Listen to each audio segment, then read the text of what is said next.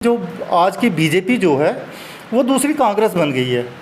अभी मेरा तो ये मानना है कि इनको अपना नाम ही कांग्रेस रख लेना चाहिए या कांग्रेस भी करके रख लेना चाहिए।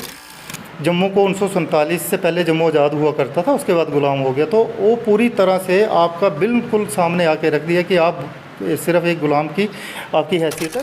जी हमें ये बताइए कि अब एकजुट जम्मू जो है वो क्या वादे और किस इरादे के साथ जनता के बीच में जा रही है? देखिए, मोटिव है वो यही है कि जम्मू को एक सेपरेट स्टेट का दर्जा दिया जाए ताकि हम कम से कम इनकी गुलामी से जम्मू के लोगों को निजात मिले। इन्होंने पुंछ राजौरी को गांदरबल के साथ जोड़ के 1950 के डिक्सन प्लान को वहाँ पे इम्पोज किया। चनाब कोई वैली नहीं है, चनाब तो पहाड़ है। वैली क्या होती है? एक प्लेन एरिया, पहाड़ों के नीचे एक प्लेन एरिया। तो चनाब के आसपास ऐसा कोई एरिया तोड़ी गई थी और कहा यह गया था कि इससे जो है वो आम नागरिक, आम जन को फ़ायदा होगा, पर कहीं ना कहीं इसका राजनीतिक फ़ायदा लेने की कोशिश की गई, या ऐसा कुछ आप कहना चाहते? कर्मचारी की आप बात कर लें, एक डेली वेजर बिजली कर्मचारी 24/7 का एम्प्लॉई होता है। जी बारिश है तो वो खंबे पे चढ़ा हुआ है, सोचिए कितना बड़ा रिस्क होता है, लेकिन अंत में उसको मिलता क्या है? 5-6 हज़ार। 30 साल हो गए। आप बताइए कि उनकी फैमिली के लिए कौन जिम्मेवार है? उनकी जम्मू की अपनी पार्टी। क्या अब युवा उम्मीद लगा के रखे एकजुट पार्टी से कि वो कुछ उनके लिए कुछ स्पेशल लेके आएगी, या जो हमारे जम्मू के डेली वेजर हैं उनके दिन बदलेंगे? कुछ ऐसा पूरा का पूरा फोकस जम्मू के अंदर ही तो रहेगा। हम ना दिल्ली की बात करेंगे, ना कश्मीर की बात करेंगे, हम तो जम्मू की बात करेंगे ना, आज भी करते हैं। नमस्कार, मेरा नाम है अजय और आप इस समय जुड़ चुके हो मेरे चैनल के साथ। जम्मू कश्मीर की बदलती राजनीति के अंदर विपक्ष की भूमिका का क्या किरदार है, इसको लेकर हमने एक सीरीज़ जो है वो शुरू की है। जितने भी राजनीतिक दल हैं उनकी राय जो है वो हम ले रहे हैं, और अभी हमारे साथ मौजूद हैं एकजुट जम्मू पार्टी से राजिंदर शर्मा जी, जो कि यहाँ पर जनरल सेक्रेटरी हैं। हम जानेंगे कि इनकी भूमिका, विपक्ष की जो भूमिका है वो अपने आप को ये अब किस तरह से देखते हैं। तो हम सबसे पहले स्वागत करेंगे राजिंदर शर्मा जी का अपने चैनल पर। जी नमस्कार। राजिंदर शर्मा जी, हम आपसे जानना चाहेंगे कि जिस तरह से अभी जितने भी राजनीतिक दल हैं, जो नेता हैं, वो कहीं ना कहीं अब पक्ष जो अभी सत्ताधारी पार्टी है उसमें शामिल होते जा रहे हैं, तो आप इस चीज़ को किस नज़रिए से जो है वो देखते हो? देखिए, आज नेताओं की जो हालत है, जो आपने जिस तरह से कहा कि बीजेपी के अंदर बहुत सारे नेता जो हैं वो शामिल हो रहे हैं, तो इसमें मैं आपको सीधा बताना चाहता हूँ कि जो लोग अपना वजूद खो चुके हैं, जो लोग जिनको जनता ने नकार दिया है या जिनका अपना कोई ज़मीन बची नहीं है, वो आज अपनी कुर्सी के लिए जगह तलाश रहे हैं। मेरा तो ये मानना है। तो जहाँ तक विपक्ष की बात है, तो एकजुट जम्मू ने, आपने देखा होगा कि हम जब 2018 के करीब हमारा NGO हुआ करता था एकजुट जम्मू नाम से ही, तो हमने विपक्ष की भूमिका उसी समय निभानी शुरू कर दी थी। तो तभी से हमने जो पुराने नेता थे, जो घिसे हुए नेता थे, जिनको जनता ने आज की डेट में नकारा भी है, DDC इलेक्शन में देख लीजिए या लास्ट असेंबली इलेक्शन में, जिन लोगों को जनता ने बाहर निकाल दिया, आज वो क्या कर रहे हैं कि एक संगठन बना के एक साथ आके फिर से जनता को बेवकूफ़ बनाने का एक प्रयास करने की कोशिश कर रहे हैं। जबकि जनता, आप जानते हैं कि जनता को जनार्दन कहा गया, और जनार्दन कहा जाता है भगवान श्री कृष्ण को। तो जनता जनार्दन जो है वो जब वोट डालने जाती है तो इन सारी चीज़ों को मद्देनज़र रखती है और उस पर बात करती है। और जहाँ तक विपक्ष की बात है, तो मैंने आपको बताया कि वो भूमिका हम लोग तो निभा ही रहे हैं। हमने तो, आपने देखा होगा कि हमारे प्रेसिडेंट माननीय अंकुर शर्मा जी ने रोशनी, एक कानून था 87 MLA का बनाया हुआ, 87 MLA का बनाया हुआ कानून ध्वस्त किया। तो मतलब विपक्ष की भूमिका सबसे ज़्यादा मजबूती से और सबसे ज़्यादा अच्छे तरीके से एकजुट जम्मू ने निभाई है। तो उस पर CBI प्रोब कराई है। उसके बाद भी आज बीजेपी उसमें लेग पुलिंग कर रही है। आप बेहतर जानते हैं, कोर्ट के अंदर भी वो रिव्यू पिटीशन दे के उन चीज़ों को रोकने का प्रयास कर रही है। तो आप समझिए कि जो जनता के अंदर ये मैसेज तो जा रहा है, जनता ये भलीभांति समझ रही है कि जो आज की बीजेपी जो है वो दूसरी कांग्रेस बन गई है। अभी मेरा तो ये मानना है कि इनको अपना नाम ही कांग्रेस रख लेना चाहिए या कांग्रेस भी करके रख लेना चाहिए, क्योंकि आज बीजेपी बची नहीं। इनके जो भी पॉलिसीज़ हैं, पूरी नेहरूपियन पॉलिसीज़ ये लेके चल रहे हैं। 1947 के उन्हीं एजेंडा को आगे बढ़ाया जा रहा है, डिक्सन प्लान को लागू किया जा रहा है। ISI के जो एजेंडा थे 1947 और उसके बाद में जो J&K के अंदर पर्टिकुलरली जम्मू के लिए इंग्लिश किए गए थे, तो वही एजेंडा ये फिर से इम्प्लीमेंट कर रही है। उसी परिप्रेक्ष्य में आपने पिछले दिनों अमित शाह जी का दौरा देखा होगा। जी जी तो उस दौरे के अंदर भी उन्होंने जो रिजर्वेशन अनाउंस करी है, जी जी तो पर्टिकुलर उन्होंने 99% जो है वो मुस्लिम के लिए करी है, पहाड़ी, जी, जी। गुज्जर और बकरवाल कम्युनिटी के लिए करी हुई है। जबकि आप दूसरी तरफ ठीक उसके अपोजिट देखेंगे कि उधमपुर के अंदर, बसोली के अंदर, कठुआ के अंदर जो हमारे पहाड़ी लोग हैं उनको उस रिजर्वेशन में शामिल नहीं किया गया। तो आप ये किस नीतियों की बात कर रहे हैं? हम जो लगातार कहते हैं कि जम्मू के लोगों को आपने गुलाम बना के रखा हुआ है। जम्मू को 1947 से पहले जम्मू आज़ाद हुआ करता था, उसके बाद गुलाम हो गया, तो वो पूरी तरह से आपका बिल्कुल सामने आके रख दिया कि आप सिर्फ एक गुलाम की आपकी हैसियत है, सेकंड दर्जे का आपके साथ ट्रीटमेंट किया जाएगा। जम्मू के लोगों को बिल्कुल उसी स्तर पर रखा जा रहा है, क्योंकि जम्मू के लोगों की किसी भी तरीके की कोई डिमांड आज तक इस गवर्नमेंट ने भी, जिस तरह से कांग्रेस करती थी ठीक वैसे ही 2014 से आज 2022 है, तो बीजेपी ने इस पर कोई काम नहीं किया है। आपने 2014 के इनके इलेक्शन कैंपेन्स में कही गई बातें याद करिए, नौकरियां देने की बात करिए। नौकरियां तो छोड़िए, आज आप NYC के एस्पिरेंट्स देख लीजिए, रैबरे खेल के लोगों को देखिए, या अपना डेली वेजर्स जो हैं हमारे, उनको देखिए, रैबरे फॉरेस्ट मतलब फॉरेस्ट के जो लोग हैं, तो उनकी आप हालत देख लीजिए। सालों से वो लोग सड़कों पे मतलब धक्के खा रहे हैं, रोज़ वो प्रदर्शन कर रहे होते हैं, रोज़ इनके खिलाफ़ नारेबाजी हो रही होती है, लेकिन उनके लिए करने को इनके लिए कुछ नहीं था। लेकिन जबकि गुजर बकर वालों ने इनके साथ, मुझे नहीं लगता इनको पिछले इलेक्शन में उन्होंने वोट भी दिया होगा, लेकिन आज ये कहते हैं कि नहीं हम गुजरों के हैं, गुजर हमारे यहाँ, रैना जी के वक्तव्य आपने सुने ही होंगे। तो पर्टिकुलर इनको अपनी सिर्फ सीटें दिख रही हैं वहाँ पे कि वहाँ से हमें कुछ सीटें मिल सकती हैं। और जम्मू के अंदर मैं बता दूँ कि इनको इस बार 5 सीटें भी नहीं मिलने की संभावना है जम्मू के अंदर, तो हालत ये है। तो इस तरह की पॉलिसीज़ अगर लगातार रहेंगी तो विपक्ष छोड़िए, तो इनका तो बिल्कुल सुपड़ा साफ होगा, विपक्ष की ज़रूरत ही नहीं पड़ेगी। और एकजुट जम्मू पूरे तैयारी के साथ इनको बिल्कुल हराना, विपक्ष की भूमिका ही नहीं निभाएगा। आने वाले समय में पूरे जम्मू को लीड करने की हमारी क्षमता भी है, और हम मंशा भी ऐसी रखते हैं, और जम्मू के लोग हमारे साथ जिस तरह से, जिस तेज़ी से जुड़ रहे हैं, तो आने वाले समय में जो है वो एकजुट जम्मू का ही होगा। तो ये राजेंद्र सिंह जी हैं और राजेंद्र शर्मा जी हैं, और इनका ये कहना है कि जो सत्ताधारी पार्टी है वो कहीं ना कहीं जनता के काम करने में जो है वो विफल साबित हो रही है। राजेंद्र शर्मा जी, हमें ये बताइए कि अब एकजुट जम्मू जो है वो क्या वादे और किस इरादे के साथ जनता के बीच में जा रही है? देखिए, पहले नंबर पे तो हमने जिस तरह से शुरू किया था कि जो जम्मू को जी सेकंड क्लास जम्मू के लोगों को, डोगरास को दोयम दर्जे का जो माना जाता था, जहाँ उस तरह से उनको ट्रीट किया जाता था। पहले नंबर पे तो हमारी सबसे बड़ी लड़ाई जो है कि उनको वो पॉलिटिकल आज़ादी, जम्मू को लोगों को अपना एक जो सही मुकाम है, जैसे ही दर्जा है, वो दिलाना हमारा सबसे पहला जो है वो कदम रहेगा। तो वो इस तरह से होगा कि जब हम जनता वोट देगी, जब हम जनता के से चुनकर आएंगे, तो सबसे पहला काम होगा हम सेपरेट स्टेट की लड़ाई, जो हमारा आप जानते हैं कि हमारा सबसे पहला जो आज की डेट में मोटिव है वो यही है कि जम्मू को एक सेपरेट स्टेट का दर्जा दिया जाए, ताकि हम कम से कम इनकी ग़ुलामी से जम्मू के लोगों को निजात मिल सके। तो अभी पिछले दिनों, अब इस पर ही बात थोड़ी और लंबी चली जाएगी, लेकिन बातें करना ज़रूरी भी हैं। 2011 के फज सेंसिस पे ये सेंसिस करके फिर से जम्मू को एक बार गुलाम रखने का जो प्रयास हुआ है फिर से एक बार, तो वो इन लोगों को उसका जवाब देना जम्मू की जनता का काम है, और जम्मू की जनता उसका जवाब बड़ी ज़रूर देगी। वो फर्स्ट सेंसिस पे ये एक डिलिमिटेशन कराते हैं, जहाँ जम्मू को 50 सीटें मिलनी थी, जम्मू को 43 सीटें दी जा रही हैं, और 47 कश्मीर को दी जा रही हैं। अभी आपने देखा होगा कि हमारे यहाँ वाल्मीकि समाज, गोरखा समाज या वेस्ट पाक रिफ्यूजीज़ वगैरह, इन सब का वोट जो है ऐड किया गया कि ये भी जम्मू के अंदर असेंबली इलेक्शन के अंदर वोट डाल सकेंगे। तो लेकिन हमें एक सवाल ये पूछना बनता है कि आप बताइए कि वोट इंक्रीज़ का बेनिफिट जम्मू को क्यों नहीं दिया गया?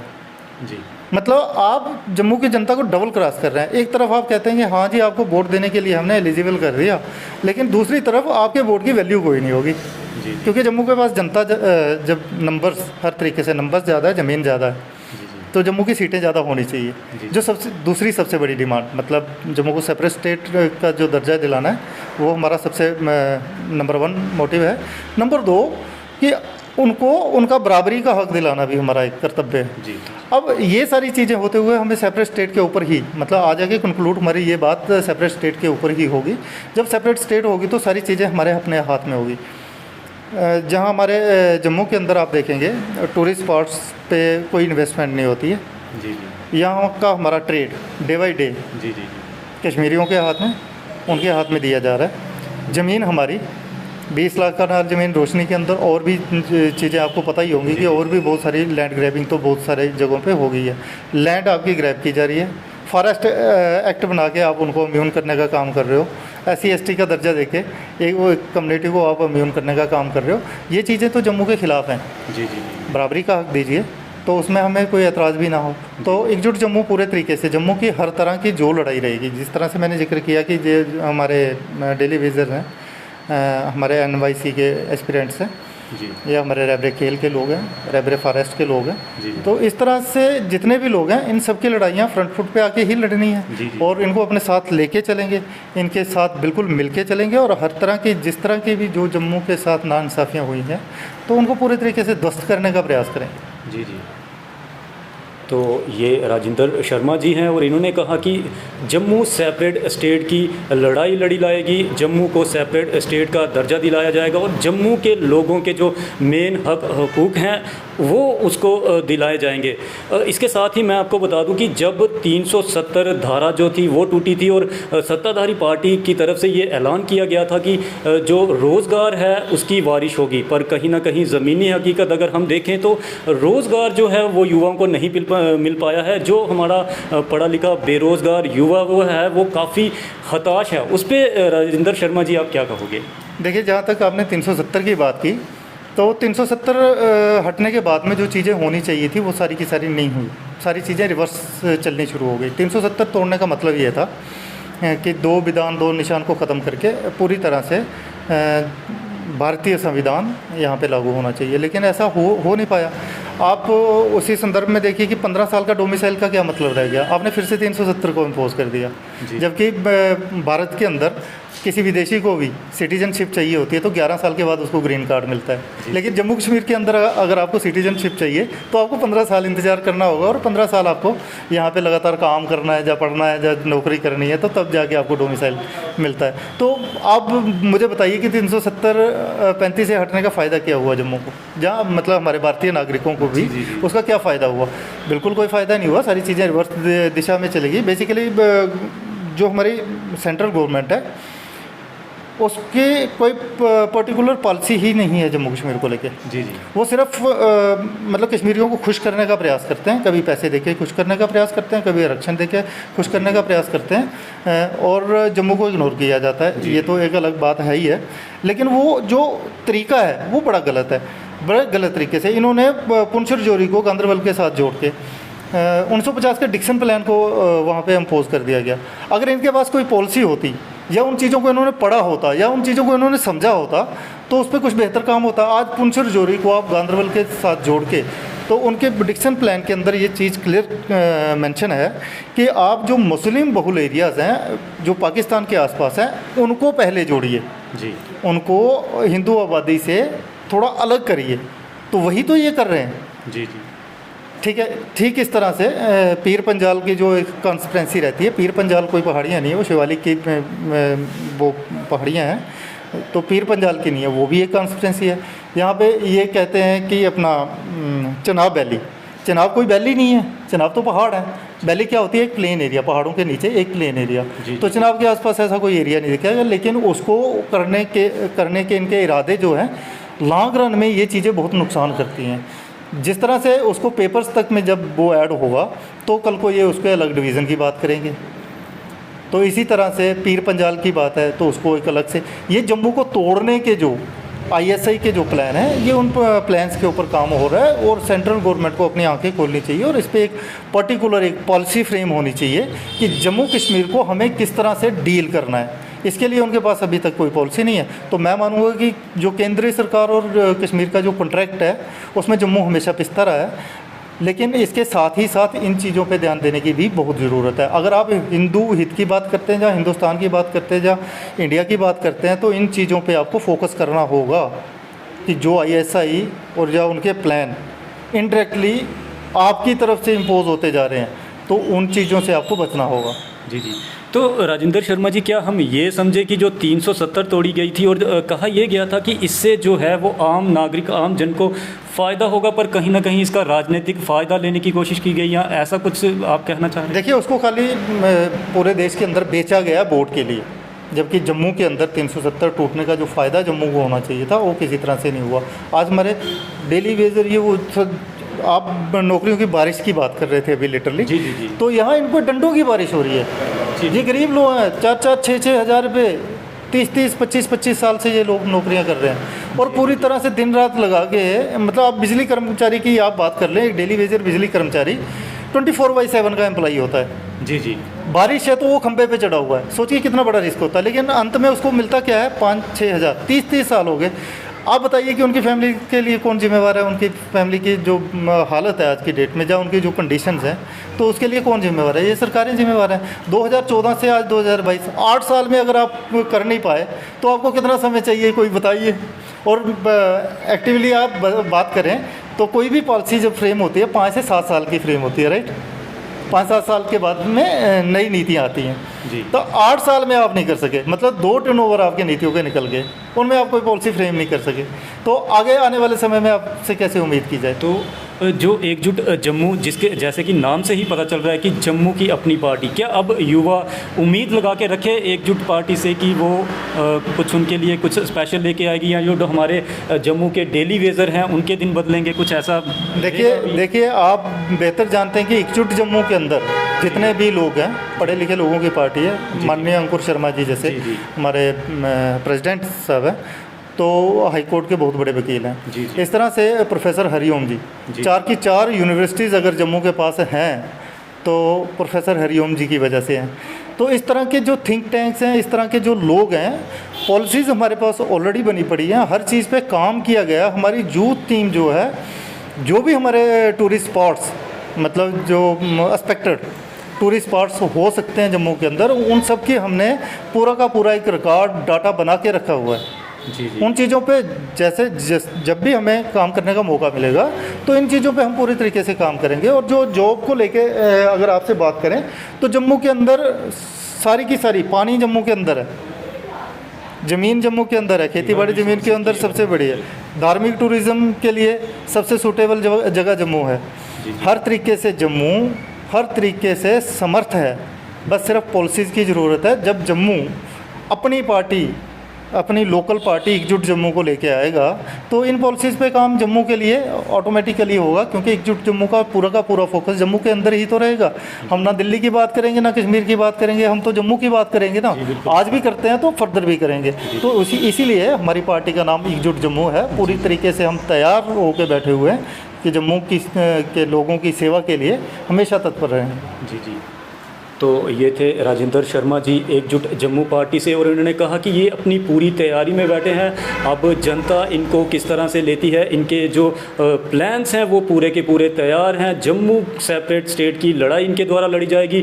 जितने भी डेली वेजर हैं उनको उनके हक जो हैं वो दिलाए जाएंगे, और युवाओं के लिए इनके पास जो है काफ़ी अच्छी टीम है, वो उनके पास पूरे के पूरे प्लान तैयार हैं। और इन्होंने ये कहा है कि इनके पास जो है वो अच्छी सरकार देने की जो पूरी की पूरी क्षमता होती है, वो सारी की सारी क्षमता जो है अब इनके पास है। अब ये अपने आने वाले इलेक्शनों में जो है वो जनता के बीच में आएंगे। अब देखना है कि जनता जो है वो किस तरह से इनके वादे और जो इनके इरादे हैं वो उनको किस तरह से देखती है। अब फ़िलहाल मुझे दीजिए इजाज़त। जय हिंद।